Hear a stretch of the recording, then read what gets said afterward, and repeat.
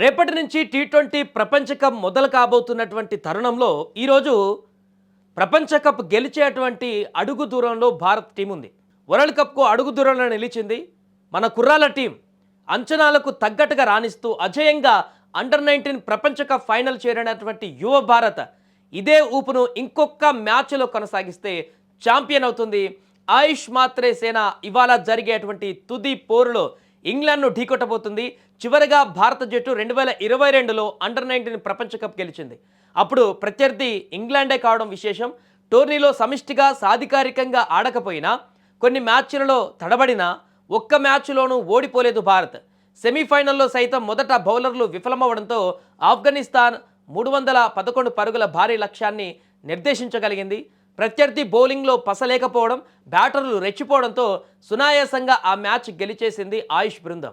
కానీ భారత్ లాగే అజయంగా ఫైనల్ చేరడమే కాక సెమీస్లో బలమైన ఆస్ట్రేలియాను ఓడించిన ఇంగ్లాండ్తో అంత తేలిగ్గా ఉండకపోవచ్చు. కెప్టెన్ థామస్ ర్యూ ఆ జట్టును ముందుండి నడిపిస్తున్నాడు. సెమీఫైనల్లో అతను అద్భుత శతకం కూడా చేశాడు. బెన్ మేయర్స్ భీకరమైనటువంటి ఫామ్ను కొనసాగిస్తున్నాడు. టోర్నీలో అతను 399 పరుగులతో టాప్ స్కోరర్లలో 2వ స్థానంలో కొనసాగుతున్నాడు. ఫాల్కనర్ కూడా నిలకడగా ఆడుతున్నాడు. బౌలర్లలో మ్యానిలామ్స్ డెన్ టోర్నీలో 15 వికెట్లు అత్యధిక వికెట్లు తీసినటువంటి వ్యక్తిగా అతను కూడా ఉన్నాడు ఆ జట్టులోనే. ఇక భారత్కు బ్యాటింగే ప్రధాన బలం.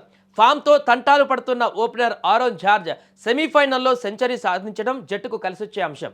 ఇక కేరళకు చెందిన ఆరోన్ హైదరాబాద్లో స్థిరపడ్డాడు. హైదరాబాద్ అండర్-19 జట్టుకు కెప్టెన్ కూడా. ఫైనల్లోనూ ఆరోన్ రాణించాలని జట్టు కోరుకుంటుంది. మరో ఓపెనర్ సూర్యవంశీ 10 ఓవర్లు నిలిచాడంటే మ్యాచ్ భారత్ వైపు తిరిగినట్లే.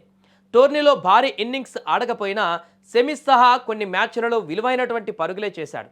మాత్రే కూడా మంచి లయలోనే ఉన్నాడు. బౌలర్లలో అంబరీష్, కనిష్క్ కీలకంగా వ్యవహరిస్తున్నారు. ఈ నేపథ్యంలో ఈరోజు సమిష్టిగా రాణిస్తే కప్ గెలిచేటువంటి అవకాశం ఉంది.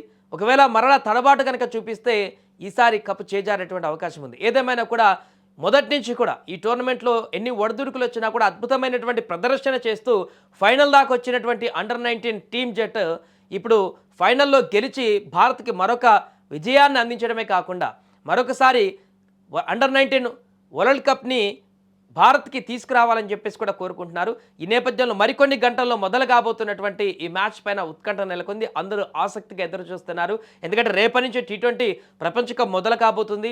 అలాంటిది దానికంటే ముందే ఇండియాకు మరొక కప్ కూడా లభించింది అనేటువంటి విషయం కనుక మనం వింటే దానికి బూస్టప్ వేరే రకంగా ఉంటుంది. మన సీనియర్స్ టీం కూడా చాలా ఎనర్జీగా మారుతుంది. అండర్-19 టీం కూడా కప్ కొట్టేసిందంటే ఇక మనం కూడా కొట్టేయాల్సిందే.